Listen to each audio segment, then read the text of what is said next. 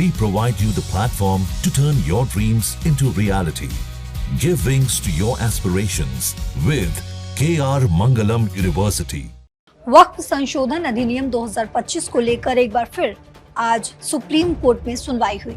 Supreme court ने संशोधित वक्फ अधिनियम 1995 के कुछ प्रावधानों की संवैधानिकता वैधता को चुनौती देने वाली याचिका पर केंद्र को नोटिस जारी किया है। सुप्रीम कोर्ट ने इसी के साथ इस याचिका को 1995 के वक्फ अधिनियम को चुनौती देने वाली लंबित याचिकाओं के साथ जोड़ दिया।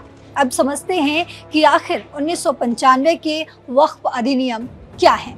वक्फ अधिनियम 1995 एक भारतीय कानून है जो वक्फ संपत्तियों के प्रबंधन और देखभाल के लिए बनाया गया है।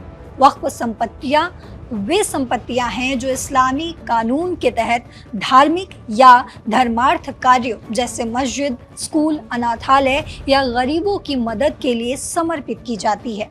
इस कानून का मुख्य उद्देश्य इन संपत्तियों का सही तरीके से प्रबंधन करना और इनसे जुड़े मामलों को व्यवस्थित करना है। इसे भारत की संसद ने 1995 में यानी गणतंत्र के 46वें वर्ष में पास किया था। अगर सरल शब्दों में समझे तो ये कानून सुनिश्चित करता है कि वक्फ संपत्तियों का उपयोग उनके मूल उद्देश्य के लिए ही हो या उनका दुरुपयोग ना हो। इसमें हो रही देरी पर सीजेआई ने सवाल उठाए हैं। वो भी जानते हैं कि आखिर उन्होंने क्या कुछ कहा है। सीजेआई BR गवई और जस्टिस ऑगस्टिन जॉर्ज मसीह की खंडपीठ ने ये नोटिस जारी कर दिया। पीठ निखिल उपाध्यक्ष की तरफ से 1995 अधिनियम को चुनौती देने वाली याचिका पर सुनवाई कर रही थी। आपको बताते चले कि सुनवाई के दौरान सीजेआई गवई ने याचिकाकर्ता के वकील अश्विनी उपाध्याय से सवाल पूछे और पूछा कि 1995 अधिनियम को अब क्यों चुनौती दी जा रही है। इस पर वकील ने कहा है कि हम 2013 के संशोधन को भी चुनौती दे रहे हैं। इसके बाद सीजेआई ने कहा है कि इसमें भी 12 साल हो गए, हम देरी की वजह से केस खारिज कर देंगे। इस पर उपाध्यक्ष ने कहा है कि सुप्रीम कोर्ट पहले से ही 2020 और 2021 में पूजा स्थल अधिनियम 1991 और राष्ट्रीय अल्पसंख्यक आयोग अधिनियम 1992 को चुनौती देने वाली याचिकाओं पर सुनवाई कर रहा है।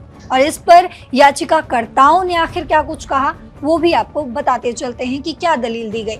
आपको बता दें कि याचिकाकर्ताओं ने वक्फ संशोधन अधिनियम 2025 द्वारा संशोधित वक्फ अधिनियम 1995 की कई धाराओं की संवैधानिकता वैधता को चुनौती देते हुए तर्क दिया है कि ये प्रावधान संविधान के अनुच्छेद 14, 15, 21, 25, 26 और 27 के विरुद्ध है।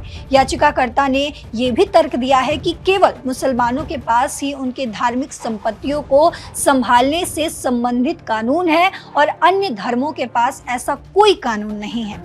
इसीलिए ये तर्क दिया गया है कि वक्फ अधिनियम 1995 भेदभावपूर्ण था। फिलहाल इस खबर में इतना ही, लेकिन इस पर आपकी क्या राय है कमेंट बॉक्स में जरूर बताते जाइएगा। देखते रहिए दैनिक जागरण। नमस्कार।